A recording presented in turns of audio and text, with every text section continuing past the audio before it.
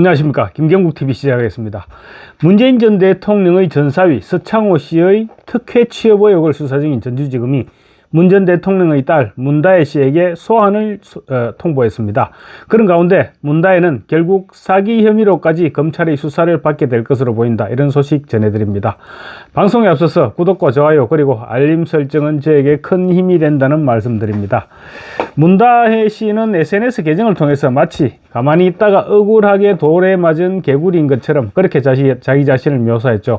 그런데 알고 보니까 온갖 범죄 혐의를 저지르고 있었던 것입니다. 문다혜는 정치적으로 아버지를 치기 위해서 자기가 희생되고 있다, 희생양이 되고 있다, 이런 식으로 주장했죠. 그런데 알고 보니까 문재인보다 훨씬 많은 종류의 범죄를 저지르고 있었습니다. 그럼에도 돌에 맞은 개구리니 막가자는 것이라느니 또 뭐라고 했습니까? 참지 않겠다고 했죠. 참지 않겠다느니 그런 헛소리를 하고 있었던 것입니다. 문다혜는 최근에 드러난 일부터 보면 환치기와 외국환 관리법 위반, 그리고 불법 숙박업, 조세 포탈 의혹, 음주 사고 등에 이어서 이제 드디어 결국은 사기 혐의까지 추가될 것으로 보입니다.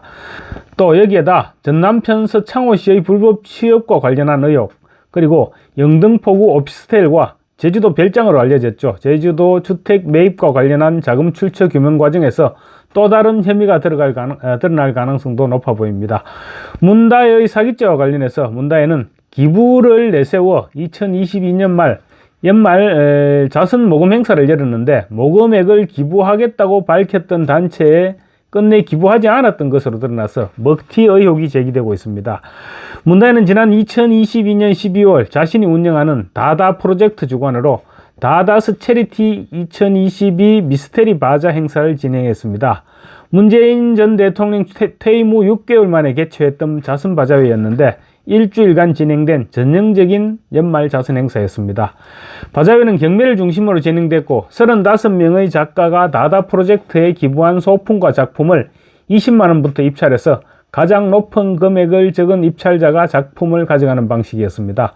35명의 작품이 모두 최소 금액인 20만원으로 낙찰됐다고 하더라도 700만원이 모이는 셈이죠.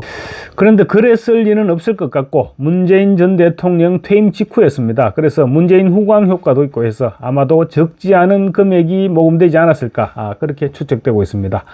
다다 프로젝트는 당시 행사의 모금액은 비영리 재단 캔 파운데이션 CAN 파운데이션에 기부돼서 자립준비 청년 대상 미술교육 사업을 진행한다, 이렇게 밝혔습니다. 그런데 문제는 다다 프로젝트가 자선 경매 행사 이후 캔 파운데이션에 기부를 하지 않았다는 것입니다. 캔 파운데이션 관계자는 뉴데일리 기자에게 작품이 팔렸다면 저희한테 기부하기로 했는데 기부를 받지 못하고 그래서 그냥 허지부지 됐다, 이렇게 밝혔습니다. 누가 봐도 먹튀 의혹이 제기될 수밖에 없는 그런 장면인 것 같습니다. 전직 대통령의 딸치고는 참 비루하다, 이런 생각이 듭니다.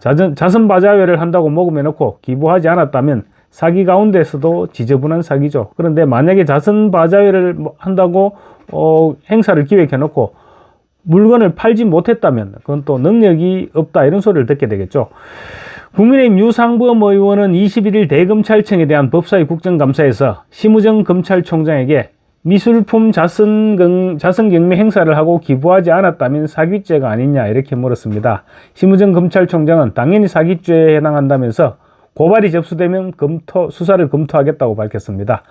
지금 우파 진영에서 문다혜를 사기죄로 고발할 사람들이야 그야말로 널려 있겠죠. 아마도 누군가가 고발장을 제출할 것이고 문다혜는 결국 사기 혐의로 검찰의 수사를 받게 되지 않을까, 이렇게 전망됩니다.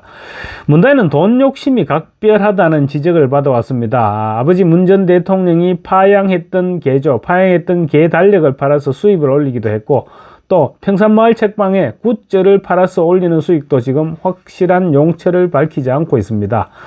또 태국에서까지 환치기로 돈을 국내로 보내는가 하면 겁없이 뭉칫돈을 통장으로 거래하기도 했습니다. 특히 대통령의 딸 신분으로 불법 숙박업장을 운영했다는 점은 할 말을 잊게 만드는 부분입니다. 한편 전주지검은 문다혜 씨 측에 이번 달 내로 소환을 통보했고 소환 날짜를 조절 중인 것으로 지금 알려지고 있습니다.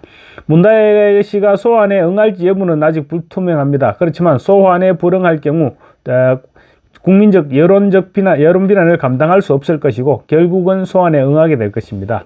그렇지만 문다혜 역시 소환당한다고 하더라도 조국과 임종석 등의 경우에서 보듯이 묵비권을 행사할 가능성이 굉장히 높아 보입니다.